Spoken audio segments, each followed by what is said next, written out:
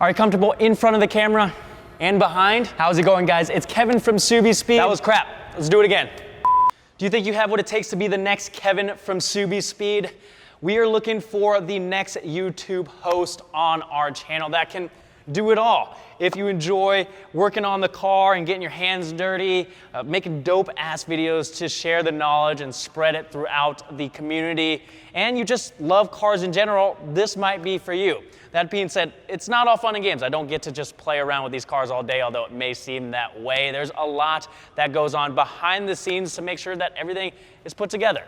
If you really think you are the perfect candidate, click that link down in the description to apply. I'm looking for somebody with that personality that radiates through the camera, someone who pays attention to these small details and is able to produce that quality camera work. You're also gonna be seeing your face a lot on the computer screen and listening to your voice, so if you don't like your voice, this probably isn't for you. But if it is, slide into my DMs, I'll give you a call.